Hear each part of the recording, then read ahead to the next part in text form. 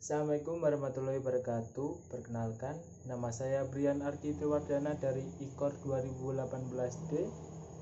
Di sini saya akan menjelaskan materi tentang altitude mata kuliah kesehatan olahraga. Yang pertama altitude. Altitude merupakan suatu ukuran ketinggian yang dihitung dari permukaan laut. Nah, bicara tentang ketinggian tidak jauh dengan tekanan udara. Tekanan udara ini berbanding terbalik dengan ketinggian suatu tempat, sehingga semakin tinggi tempat dari permukaan laut maka akan semakin tipis udaranya. Kondisi ini disebabkan karena semakin tinggi suatu tempat maka akan berkurang udara yang menekannya. Nah, yang kedua, olahraga apa saja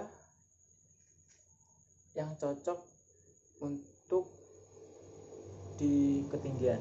Salah satunya skydiving.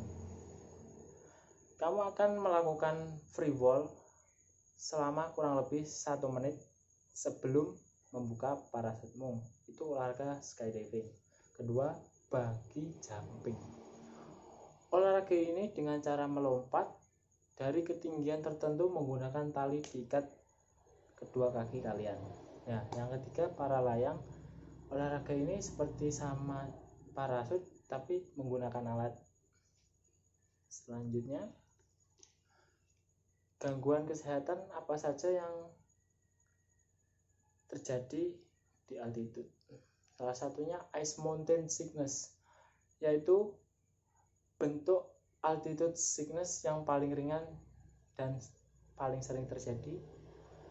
Yang kedua, high altitude cerebral edema atau disingkat HAES, yaitu penumpukan cairan di otak yang menyebabkan otak membengkak dan tidak berfungsi secara normal.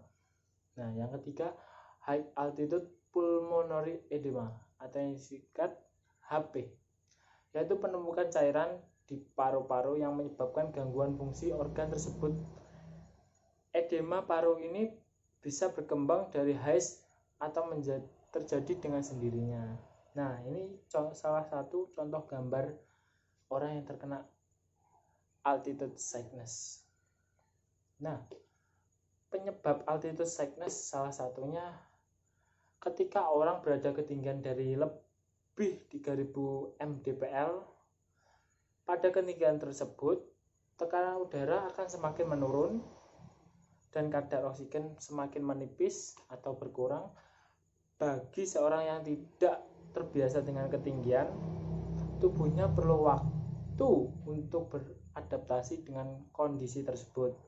Nah, gejala altitude sickness muncul ketika tubuh tidak mendapatkan cukup waktu untuk beradaptasi dengan tekanan udara dan kadar oksigen di ketinggian.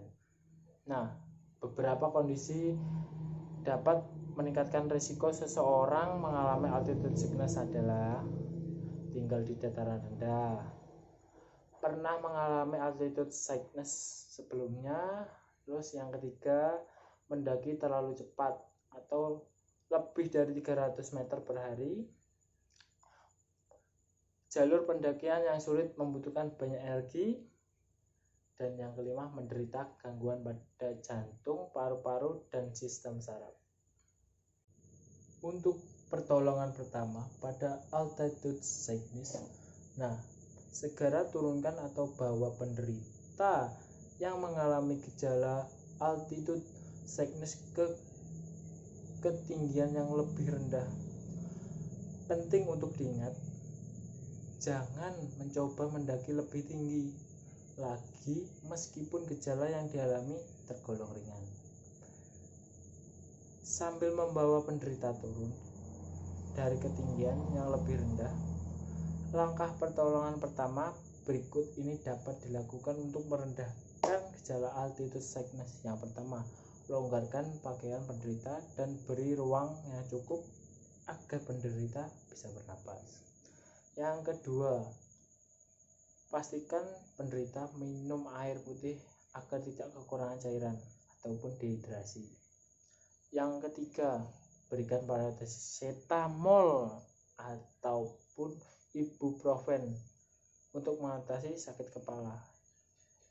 Nah, yang keempat, jangan memberikan minuman alkohol, jangan sekali-sekali, ataupun obat tidur kepada penderita. Sekian dari saya. Wassalamualaikum warahmatullahi wabarakatuh.